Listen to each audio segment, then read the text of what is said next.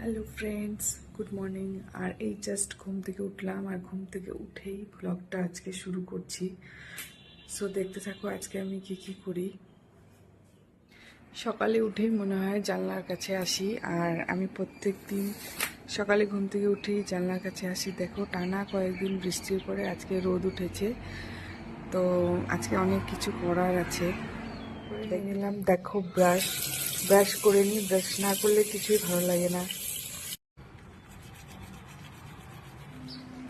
Brush করতে করতে আবার সেই আমার ফেভারিট প্লেসে এসে দাঁড়ালাম। দেখো কত সুন্দর রোদ্র উঠছে। তো বন্ধুরা, আমার মুখ টুক ধোয়া সবই কমপ্লিট হয়ে গেছে। দেখতে থাকো আমি আজকে কি বানাই। স্পেশাল দুইটা রেসিপি ট্রাই করব, মানে এর আগেও বানিয়েছি, তো সেটাই তোমাদের সাথে শেয়ার করব। কোনোদিনও পুরো ভিডিওটা দিতে পারি না যে কিরকম করে বানাই। আজকেও হয়তো পারবো না, কিন্তু অল্প অল্প তোমাদের সাথে শেয়ার করব। তোমাদের সাথে সকালবেলা শেয়ার করেছিলাম রেসিপিটা বানাবো, তো দেখো তার জন্য সবকিছু রেডি করে নিয়েছি। তোমরা তো নিশ্চয়ই বুঝে গেছো, এখানে আটা আর সুজি নিয়ে নিয়েছি। তো চলো ফটাফট বানিয়ে। এই আটা সুজিটাকে তো দুধ দিয়ে মাখতে আমার কাছে নেই, তাই জন্য আমি এই গুঁড়ো দুধ নিয়ে নিয়েছি।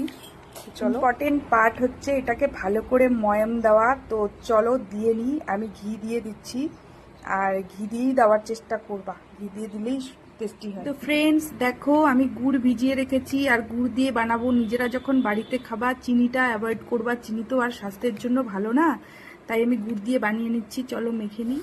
আমার ময়াম দেওয়া কমপ্লিট। দেখো ময়াম দেওয়ার পরে যে এইরকম যখন হবে, মুড করলে পরে শক্ত হয়ে যাবে, সেই পর্যায়ে তোমার এটা কমপ্লিট বানানো।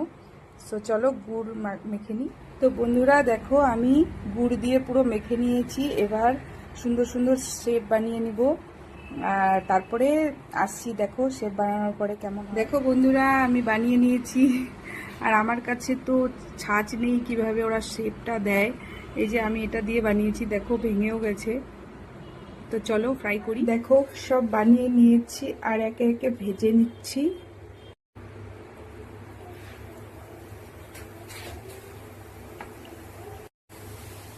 দেখো ফ্রেন্ড, অলমোস্ট ডান। কিছুটা হয়ে গেছে আর কিছুটা হচ্ছে। কারা কারা বলতে পারবা এটা কি রেসিপি, আমি কি বানালাম? সো প্লিজ কমেন্টস করো এটা